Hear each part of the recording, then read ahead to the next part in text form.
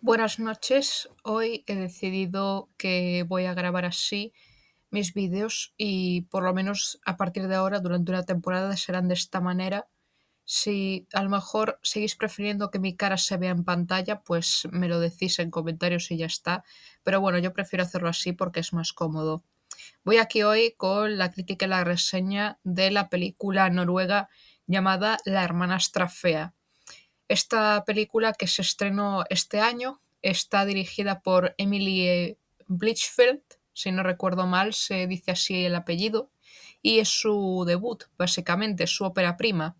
Ella había dirigido unos 3 cortometrajes antes de hacer esta película, y la verdad es que ha estado francamente bien para ser su debut. Yo la he visto y puedo confirmar que efectivamente sí, es una película que merece la pena ver, que algunos tendrán opiniones dispares, que dirán que no es una película tan buena, que no es tan, bueno, que está lejísimos de ser una obra notable o algo verdaderamente bueno, y que, a ver, es cierto que tiene un público objetivo que es muy, digamos, específico. Es decir, es una película que, bueno, tiene o combina dos factores importantes. La primera, el tema del retelling, que es como se llama ahora a volver a contar una historia, un cuento clásico de toda la vida. Y luego el otro segundo tema, que es el body horror o el horror corporal, que es un subgénero del terror. Y bueno, a mí es un género que me gusta mucho, pero también es el que más miedo me da, ¿vale? El horror corporal es algo que verdaderamente a mí me da o me causa cierto pavor. El terror relacionado con que le pase cosas al cuerpo de una persona, porque es algo que también, bueno, empatizas o lo extrapolas a ti mismo, ¿no? Es algo que siempre me aterró y me dio mucho pavor, pero al mismo tiempo es un género que en cierto modo admiro por el miedo que me puede causar, porque de eso se trata, ¿no? También es cierto que está el terror psicológico, el terror de gore, el terror de tal. O sea, hay muchísimo tipo de terror por el que poder investigar, no pensar, pero el horror corporal siempre me ha gustado, más que el resto de géneros. Y yo tengo la teoría de que es que a mucha gente le asusta o también le fascina este tipo de terror, porque es algo parecido a los virus o a las enfermedades, que es algo que es factible en la vida real.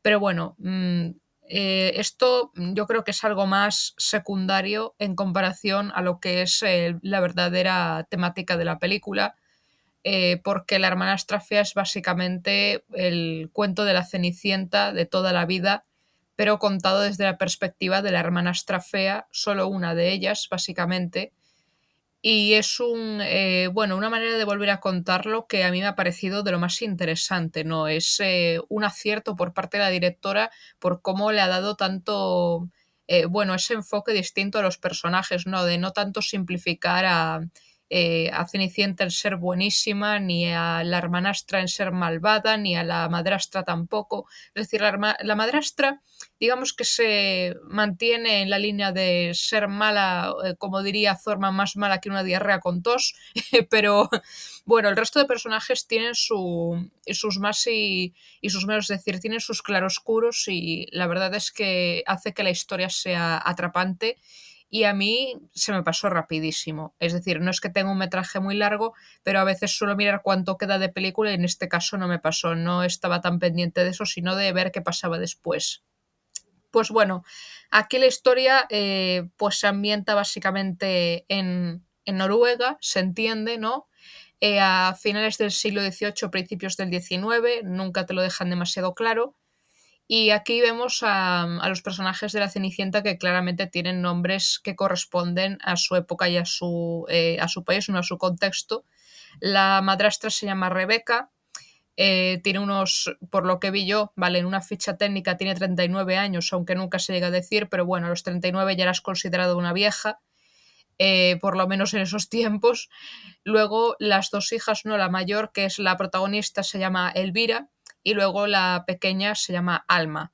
Y son dos hermanas muy diferentes, con unas personalidades muy distintas, y es algo que también le da mucho interés a la trama.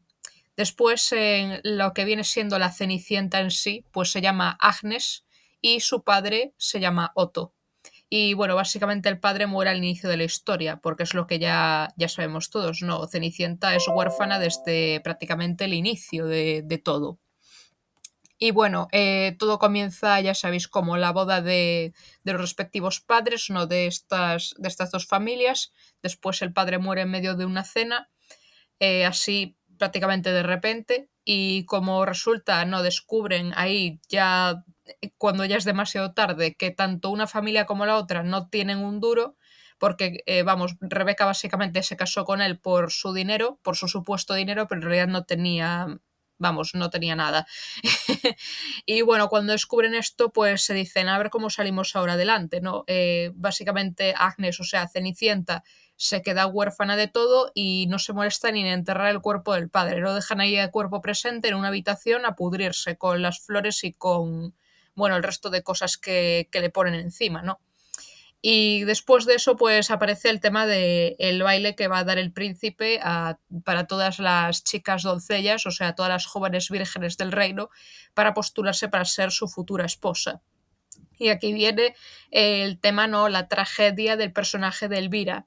Porque Elvira, claro, aquí no es una chica malvada ni tampoco excesivamente envidiosa. Es cierto que es algo que va progresivamente, que luego sigue teniendo envidia de Agnes, pero es una chica que empatizas mucho con ella y además te da mucha ternura al inicio de la historia, porque tú ves que es una chica que es soñadora, que tiene su propio mundo, ¿no? Que ella se imagina de una manera muy idealizada con el príncipe. Ella imagina sueños completamente castos y puros y fantasiosos con él y tiene una imagen de él completamente por las nubes, por así decirlo, básicamente porque ahí se menciona que el príncipe publicó un libro de poemas y en él expresa constantemente su deseo por conocer a una chica pura y virgen. Y luego ya vemos que esto no es tan bonito como parece, pero de eso se trata. Y bueno, ella, incluso antes de que el padrastro se le muera, Elvira dice, o sea, expresa su deseo de casarse con el príncipe. Le dice a Agnes, yo algún día querría casarme con él, no, si tuviese la ocasión o la oportunidad. Pero claro, ¿qué pasa? Que una vez que esta oportunidad se le presenta, pues incluso la propia madre le dice, eres fea, no vas a conseguirlo. Ella misma pues también se lo cree, ella dice, yo soy fea y además estoy gorda y al lado de mi hermanastra pues soy un maldito cardo y se lo cree. Y es cierto que objetivamente Elvira no es tan fea. O sea, ella es una chica que tiene una cara que tú piensas, en comparación con Agnes, quizá puedes pensar, no es tan bonita, no es tan estilizada, pero ella tiene una cara que es dulce, ¿no? Que es atractiva de algún modo. Tiene así unos ojos azules que son bonitos. El resto de su cara, pues también parece agradable, ¿no? Me parece bonita. Lo que pasa es que lleva unos vestidos y unos peinados que tampoco es que le favorezcan mucho. Y luego tiene los típicos complejos de, claro, de la típica chica de su edad, que deduzco que tiene unos 18 años. Pues claro, es lo típico de tengo granos en la cara, no me siento bien con mi cuerpo, etcétera, etcétera. Y también que se ve torpe haciendo ciertas cosas cuando parece que Agnes lo hace todo perfecto. Y por eso es un personaje con el que yo creo que muchas personas, sobre todo las chicas, nos hemos identificado. También lo de fantasear con nuestro crush es muy de... es algo que no pasa de moda, no es algo atemporal y al principio de la historia tú llegas a realmente identificarte, o por lo menos yo me identificaba en muchas cosas con Elvira, y yo quería que le salieran las cosas bien realmente. Pero claro, ¿qué pasa? Que su madrastra pues le anda metiendo esa presión, le anda lavando el cerebro, le dice tienes que ser perfecta y bonita para estar con el príncipe porque si no, no tendrás ninguna posibilidad. Y claro, ya se somete a tratamientos o a cosas muy brutales, porque es cierto que la cirugía plástica avanzó muchísimo, pero vamos, que yo me digo, imaginaos a finales del siglo XVIII si es que había cirugía plástica o tratamientos de belleza. Imaginaos cómo eran. O sea, os podéis hacer una idea por lo que pueden decir a veces en las redes sociales de cómo eran los cánones de belleza antiguamente o qué cosas hacían las mujeres para sentirse más atractivas o estar más guapas. Pero claro, yo supongo que aquí se toman sus licencias, porque en el tema de las rinoplastias yo me digo, las rinoplastias no son una cosa reciente en el sentido de que hasta mediados del siglo XX no se hacían.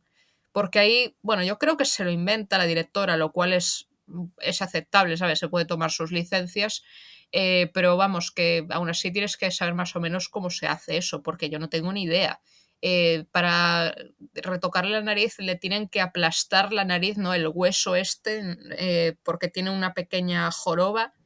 Luego tiene que ponerse un protector para que le cicatrice, y después también le llegan incluso a coser pestañas postizas a los párpados, y como único sedante utilizan cocaína. O sea que imaginaos, ya no voy a entrar mucho más en los spoilers, pero Dios mío, es muy, muy bestia. Ella tiene que sufrir, tiene que aguantar el dolor por el tema de que no hay anestesia y, bueno, hace todo lo que puede hacer, ¿no? Todo lo que le dice su madre, y después, lo peor de todo, vale, esto es lo último que digo, ¿no? De las cosas más bestias que llega a hacer, pero no por orden de su madre, sino porque se dice, voy a intentarlo y además tengo antídoto, es tragarse una puta solitaria. Ella se traga una tenia para poder adelgazar y caber en el vestido. Y yo me digo, joder, Dios. Claro, no había el Ozempic, entonces había que probar otros métodos, pero yo me digo, si me dan a elegir, prefiero ser una bola de grasa que tener esa porquería en mi estómago. Pero bueno, ella ahí con su pureza, ¿no? Elvira, pues se cree ingenuamente que eso no le va a hacer tanto daño como parece, ¿no? Que se tomará el antídoto, luego se la quitan y ya está. Pero no, nada más lejos de la realidad. Y bueno, luego también debo destacar el personaje de Alma, ¿no? Que es la otra hermana, que ella llega incluso hay una escena, ¿no? En la que le viene la regla por primera vez, y ella trata de ocultarlo, porque sabe que una vez que tiene la regla, pues su madre va a hacer lo mismo que hace su hermana, ¿no? Que le hace a la hermana. Ella dice, yo, vamos, paso de hacer todas esas cosas, yo quiero ser un espíritu libre y no tengo interés ninguno en buscarme un príncipe ni a un hombre rico. Vamos, ella, digamos que el personaje de Alma es una mujer adelantada a su época, o más bien una chica, porque todavía es muy joven, pero ya se ve que ella no se anda con tonterías, que no le sigue el rollo a su madre ni nada de eso, ni tampoco tiene envidia de la hermanastra. De hecho, apenas interactúa con ella. Y bueno, hay escenas que es cierto que le faltaron un poco por pulir a la directora, que no están del todo bien traídas, ¿no? Por la continuidad o por la coherencia de algunas cosillas. Pero bueno, yo se lo perdono por ser su debut y por provocar un impacto en el espectador, que es lo que realmente debe de hacer, y por ser un buen retelling, porque ya os digo, es muy difícil, por lo que estamos viendo ahora, hacer retellings o remakes de cuentos infantiles de manera oscura o que den miedo, porque normalmente salen bastante toscos o de forma inorgánica. Es decir, todas estas películas de terror del Winnie the Pooh, de Peter Pan, de todo lo que sea que haya pertenecido a Disney o a cuentos clásicos que no han tenido adaptación de Disney, pues no suelen salir bien, la verdad. Y es una pena, ¿no? Porque yo creo que tiene potencial algunas historias, porque ya sabemos que los cuentos infantiles originales no eran precisamente muy, ¿cómo se dice? Muy suaves, ¿vale? O sea, el cuento original de Cenicienta, hay una escena que es calcada o prácticamente casi es calcada a cómo era el cuento de Pegol o de la versión de los hermanos Grimm, ya no sé cuál era de las dos, que era muy bestia, que básicamente las hermanastras se cortaban un cacho del pie o un trozo del talón o incluso un dedo para que les cupiese el zapato. Y vamos, ya les daba igual si las pillaban o se daban cuenta de que se habían mutilado el pie. Ellas decían, tenemos que entrar en el zapato. Hasta ese nivel de locura llegaban. Y bueno, el resto de cosas yo puedo decir que es una película que está acertada, tiene incluso sus momentos de comedia, momentos así de humor negro, que están bien traídos para mí. Y bueno, decir que tanto la historia de Elvira como la de Agnes son muy tristes, porque por un lado, Elvira es una persona que idealiza a un hombre al que apenas conoce y realmente quiere casarse con él por su, bueno, su belleza y su estatus y no por el tema del dinero. Y por otro lado, Agnes es una chica que no ama al príncipe, pero que aún así quiere casarse con él solo para poder escapar de ese infierno en el que vive, porque recordad que Cenicienta pues sirve como sirvienta de tanto de la madrastra como de las hermanastras y tiene una vida de mierda. Ni siquiera pudo enterrar al padre y yo me digo, hombre, en su lugar yo habría hecho lo mismo, no sé, algo parecido, aunque no fuera el príncipe me buscaría a alguien que tuviese dinero y entonces tendría una vida mejor y escaparía de esa casa. pues claro, lo decían porque había gente que andaba diciendo que aquí Cenicienta era la villana y no lo es. Y yo me alegro de que la directora no haya cometido ese error y haya conseguido hacer un retelling que realmente merezca la pena y con momentos grotescos que sí son orgánicos, que sí encajan en la historia, que sí están bien pensados y no están puestos porque sí, solo por querer horrorizar al espectador ni por querer, ¿cómo se dice? Bueno, meterle ahí cosas que dicen, oh, esto me impacta, peliculón. No, ella va de una manera así muy pausada y muy acertada. Y claro, debo decir que me sentí algo mal por Elvira en esa escena, ¿no? Porque yo pienso, joder, el problema es que ella se obceca demasiado con el príncipe. Tú piensas, ella podría tener al hombre que le diese la gana. O sea, cuando llega el baile tú dices, hay un montón de tíos tirándote fichas, o sea, tienes a un montón de gente haciéndote la corte y puedes tener a todo el pretendiente que te dé la gana, pero claro, ella solo se fija en el príncipe y ese es el problema. Y también por el tema de que se lo quita a Agnes. Y también hay una escena que me parece muy buena, que es lo que refleja muy bien en pocos segundos, no sin decir una sola palabra, la envidia que siente Elvira por Agnes, a pesar de que ella ya ha conseguido tener una nariz perfecta y una buena figura. Yo me digo, ¿por qué te andas comparando con ella? No tiene sentido. Pues ese es el problema, ¿no? Que la pobre Elvira pues también es víctima de las circunstancias, del lavado de cerebro de su madre y de entre otras cosas. Y por eso yo considero que es una película que merece la pena, que yo creo que se le está dando poco protagonismo, pero espero que se lo vaya a dar cada vez más. Creo que salió en un festival de cine y ganó algún premio, pero no hay mucha más información de eso. Aún así, yo, vamos, recomiendo que la veáis o que le deis al menos un visionado, aunque solo sea uno, aunque las opiniones sean muy dispares, porque hay gente que dice que no es para tanto, otros que está bien pero no les convence. Pero bueno, esto es un gusto puramente subjetivo. A mí me ha gustado mucho esta versión de La Cenicienta y yo os recomiendo que la veáis, sin más. En fin, La hermanastra fea, de Emily Bierchfeld. Yo voy a seguir viendo más películas de esta mujer si sigue sacándolas con el tiempo. A ver qué tal. Hasta pronto.